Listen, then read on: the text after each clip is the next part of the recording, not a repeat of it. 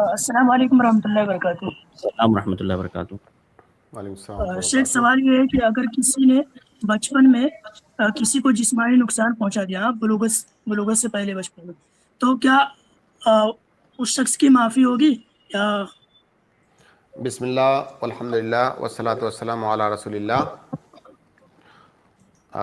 ہماری شریعت میں ایک اصول ہے کہ کسی انسان کے لیے احکامات کا مکلف ہونے کے لیے اس انسان کا بالغ ہونا یہ شرط ہے۔ جب تک انسان بالغ نہیں ہے تب تک اس کے اوپر کسی غلطی پر گناہ نہیں لکھے جائیں گے، کیونکہ وہ غیر مکلف ہے۔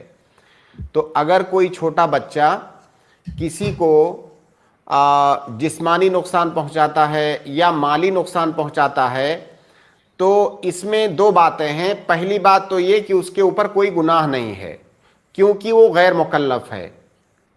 اللہ کے نبی صلی اللہ علیہ وسلم کی مشہور حدیث ہے کہ رفع القلم عن ثلاثہ، تین لوگ ایسے ہیں جو مرفوع القلم ہے، انہی میں سے ایک ہے الصبی حتی یبلغ، بچہ جب تک بالغ نہ ہو جائے تب تک وہ مرفوع القلم ہے، اس کے اوپر کوئی گناہ نہیں لکھا جائے گا۔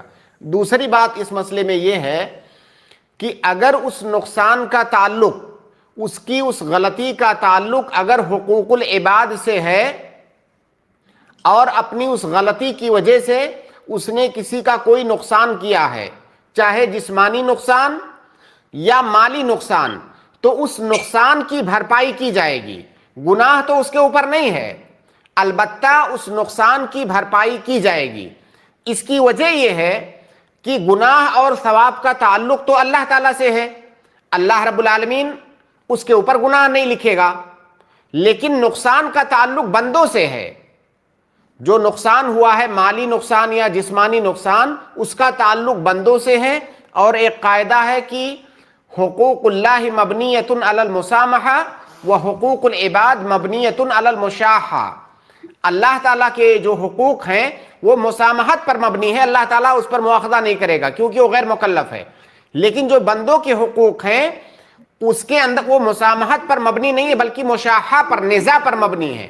تو اگر اس نے کسی کا کوئی مالی نقصان کیا ہے تو اس کی بھرپائی اور اس کا ضمان دینا پڑے گا۔ اگر کوئی جسمانی نقصان پہنچایا ہے تو اس کی بھرپائی بھی مال سے کرنی پڑے گی، اور اگر اس بچے کے پاس مال ہے تو اس کے مال میں سے دیا جائے گا۔